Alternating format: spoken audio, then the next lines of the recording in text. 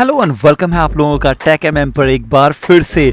तो दोस्तों, आप सब लोगों की काफ़ी रिक्वेस्ट आ रही थी कि PS4 जेल ब्रेकिंग के बारे में कुछ बताओ कि ये क्या होता है, क्या इसे करना ठीक है कि नहीं। तो इससे पहले कि आप कोई कदम उठाएं तो उससे पहले कुछ बातों का जान लेना आपके लिए ज़रूरी हो जाता है।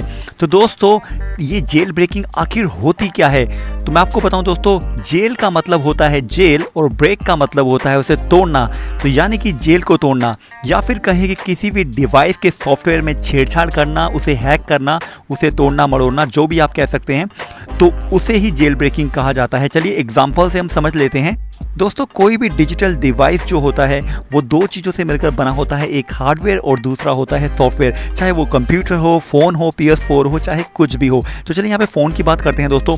उसके अंदर जो सॉफ्टवेयर होता है या ऑपरेटिंग सिस्टम हम कह सकते हैं, एंड्रॉयड या फिर एप्पल का iOS होता है उसके अंदर। तो दोस्तों, हम उस सॉफ्टवेयर के दायरे में रहकर ही चीज़ें कर पाते हैं, जैसा कि उसके प्रोग्राम किया जाता है।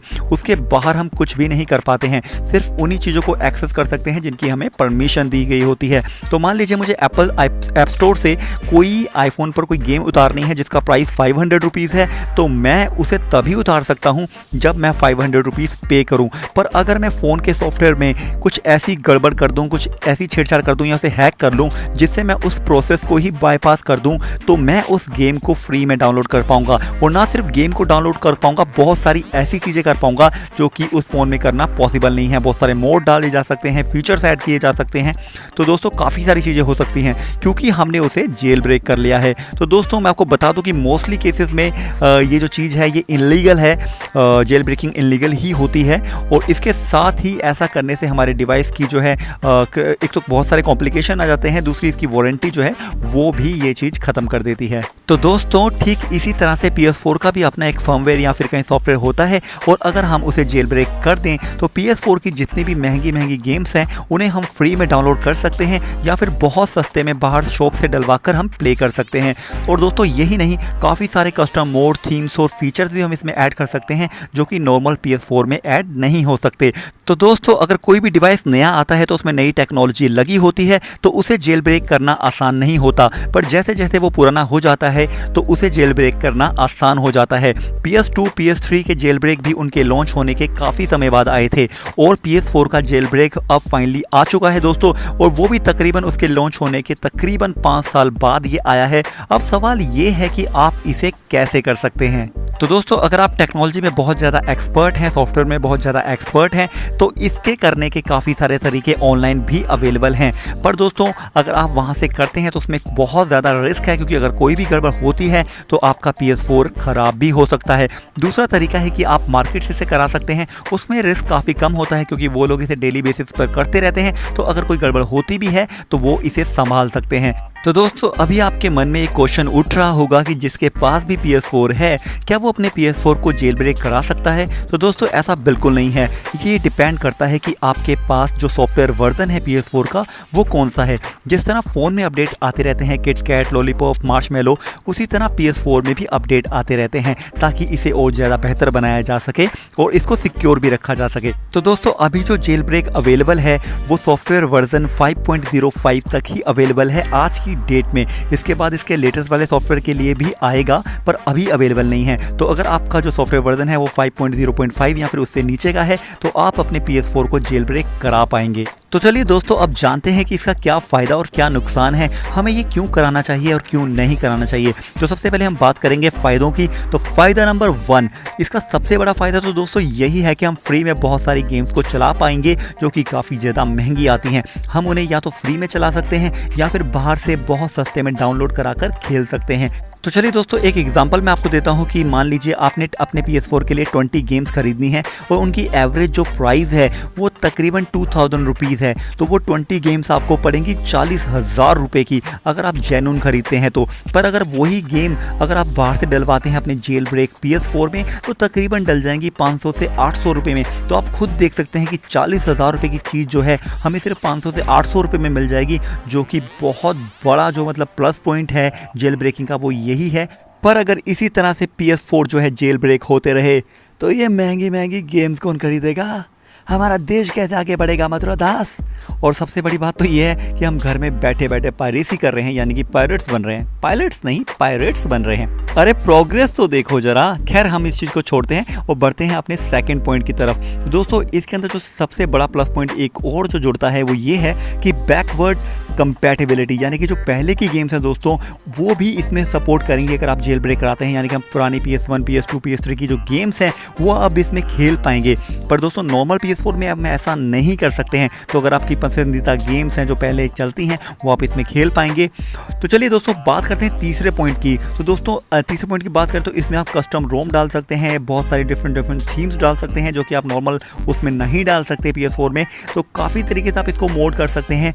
ये तो हुए दोस्तों प्लस पॉइंट्स। तो चलिए इसके नकारात्मक प्रभावों पर भी थोड़ी सी टिप्पणी कर लेते हैं। तो चलिए पहला पॉइंट है दोस्तों माइनस पॉइंट का, वो ये है कि ऑनलाइन मल्टीप्लेयर गेमिंग आप नहीं कर पाओगे। तो यानी कि मतलब भूल जाओ फोर्टनाइट गेमिंग को और अपने दोस्तों के साथ बिताए हुए उन पलों को। ओ माय गॉड, खैर मैं थोड़ा सा सीरियस हो गया था। चलिए सेकंड पॉइंट की तरफ चलते हैं, वारंटी खत्म। तो यानी कि अगर आपका कोई भी प्रॉब्लम आता है PS4 में जेल ब्रेक करने के बाद, आपका प्रोडक्ट वारंटी में भी है, तो अगर आप सर्विस सेंटर जाएंगे तो वो आपको सिर्फ एक ही जवाब देंगे, सॉरी सर अब इसकी वारंटी नहीं बची है। थर्ड पॉइंट की अगर बात करें तो दोस्तों वो ये है कि नई गेम कोई भी अभी अगर लॉन्च होगी तो उसका जो पायरेटेड वर्जन है उसे आने में थोड़ा सा टाइम लग जाता है, तो आप नई नई गेम्स को एकदम से नहीं खेल पाएंगे दोस्तों। और पांचवें पॉइंट की तरफ चलें तो प्लेस्टेशन नेटवर्क को आप एक्सेस नहीं कर सकते दोस्तों, यानी कि साइन इन नहीं कर पाएंगे वहाँ पर, और अगर करते भी हैं तो जो अकाउंट है वो आपका बैन हो सकता है, ब्लॉक हो सकता है दोस्तों। तो ये तो खैर बहुत बड़ा नेगेटिव पॉइंट है। तो दोस्तों ये तो बात होगी प्लस और माइनस पॉइंट की। अब थोड़ी सी बातें और हैं जो मैं आपको बताना चाहता हूँ, जो क्वेश्चंस आपकी तरफ से सकते हैं। तो दोस्तों आज की तारीख में सिर्फ 5.0.5 या फिर उससे नीचे वाले जो वर्जन्स हैं उन्हीं का जेल ब्रेक अवेलेबल है। हो सकता है आने वाले समय में बाकी वर्जन्स का भी अवेलेबल हो जाए, पर उसमें अभी थोड़ा सा समय है। तो दोस्तों दूसरी चीज ये है कि Xbox One का जेल ब्रेक अभी अवेलेबल नहीं है आज की डेट में, पर पुराने वाले Xbox 360 और PlayStation 3 का जेल ब्रेक खैर अवेलेबल है काफी समय से। तो खैर दोस्तों आप मेरा ओपिनियन जरूर जानना चाहेंगे कि मैं इस बारे में क्या सोचता हूँ कि ये सही है या फिर गलत है। तो दोस्तों मैं आपको बताऊं कि हर डिवाइस का एक इकोसिस्टम होता है और पायरेसी या फिर कहें कि जेल ब्रेकिंग उस इकोसिस्टम को नुकसान पहुंचाती है। इसलिए सोनी पानी की तरह पैसा बहाती है अपने सॉफ्टवेयर को बहुत ज़्यादा सिक्योर बनाने में, ताकि इस तरह की चीज़ों को रोका जा सके। तो दोस्तों किसी भी गेम को बनाने में या फिर डेवलप करने में कई साल लग जाते हैं, मिलियंस ऑफ डॉलर्स लग जाते हैं, कई सौ लोगों की मेहनत लग जाती है, और अगर उस गेम की पायरेसी होती है और उसे जेल ब्रेक करके फ्री में या फिर डाउनलोड किया जाता है इस तरीके से, तो उन कंपनीज को काफ़ी ज़्यादा नुकसान पहुंचता है। और दोस्तों जिस प्लेटफॉर्म पर गेम लॉन्च होती है अगर वो ही सिक्योर नहीं है तो गेम्स कंपनीज भी डरती हैं उस प्लेटफॉर्म पर गेम को लॉन्च करने में, क्योंकि उससे उन्हें नुकसान हो सकता है। तो दोस्तों मैं कहना चाहता हूं कि गेमिंग इस बारे में नहीं है कि हमारे पास कितनी ज़्यादा गेम्स हैं, गेमिंग इस बारे में है कि हम कितना ज़्यादा उसे इंजॉय करते हैं। हम दोस्तों के साथ गेम्स को खेलते हैं, उनके साथ चीज़ें शेयर करते हैं, टाइम स्पेंड करते हैं, वो मौका देती है हमें एक दूसरे को करीब लाती हैं, हम पास में रहते हैं, बातें कर पाते हैं, बहुत सारे अपने एक्सपीरियंस शेयर करते हैं। दोस्तों अगर हमें सस्ते में बहुत सारी गेम्स मिल भी जाएं तो हम कभी भी उसे एंजॉय नहीं कर पाएंगे दोस्तों, क्योंकि हमें उसकी कदर ही नहीं होगी। पर वहीं दूसरी तरफ अगर हमने कोई गेम ओरिजिनल ली होगी तो वो महंगी होगी और हम उसकी कदर करेंगे कि हमें उसे पूरा करना है, एंजॉय करते हुए खेलना है, और उसमें DLCs आएंगी, काफ़ी सारी चीज़ें नई नई जुड़ती रहती हैं। पर पायरेटेड गेम्स में ऐसा बिल्कुल भी नहीं होता दोस्तों मुझे अच्छी तरह याद है कि जब हम छोटे थे तो क्या टीवी पर एक ही चैनल आता था और हम बहुत इंजॉय करते थे उसको, संडे का वेट करते थे कि कब कार्टून्स आएंगे या फिर कब मूवीज़ आएंगी। पर खैर उसके बाद केबल टीवी आ गया, डिश टीवी आ गया, काफ़ी सारी चीज़ें आ गई, बहुत सारे चैनल्स आ गए दोस्तों। पर खैर जब बहुत सारे आए तो मन ही नहीं करता देखने का, और जब सिंगल था तो बहुत मज़ा आता था। खैर समय समय की बात है, वही चीज़ मैंने आपको एग्जांपल से समझाई दोस्तों। तो आपके पास अगर ओरिजिनल डिस्क है तो आप मल्टीप्लेयर खेल सकते हैं, आप दोस्तों के साथ शेयर कर सकते हैं अपनी डिस्क को, बहुत सारी चीज़ें आप कर सकते हैं। तो खैर प्लस पॉइंट बहुत सारे हैं उस चीज़ के और नेगेटिव पॉइंट बहुत हैं जेल ब्रेकिंग के। तो और भी खैर कॉम्प्लिकेशन तो काफ़ी सारी रहती है, और आपको पता है कि पेरेंट्स कितनी मुश्किल से कंसोल दिलाते हैं, और बाद में अगर उसमें इस तरह से कुछ प्रॉब्लम आ जाए वो आपके कहने पे जेल ब्रेक कराएं और बाद में प्रॉब्लम आ गई तो फिर बाद में आपको ही ब्लेम किया जाएगा। तो दोस्तों खैर बी ओरिजिनल खेलें और इस तरह की चीज़ों से बचें, मैं तो यही कहूँगा। फिर भी मैंने आपको प्लस और नेगेटिव पॉइंट सारे बता दिए हैं, आप चाहें तो कोई भी डिसीज़न अपना ले सकते हैं। पर खैर एक बात हमें याद रखनी चाहिए कि कभी कभी किसी का बहुत ज़्यादा फ़ायदा किसी का बहुत ज़्यादा नुकसान भी करवा जाता है। पर खैर दोस्तों एक चीज़ मुझे काफ़ी अच्छी लगी इसके अंदर, वो ये है कि बैकवर्ड कंपैटिबिलिटी का सपोर्ट, यानी कि PS3, PS2 और PS1 की जो गेम्स हम इसमें चला सकते हैं जेल ब्रेक करके, वो चीज़ तो बहुत ऑसम है दोस्तों।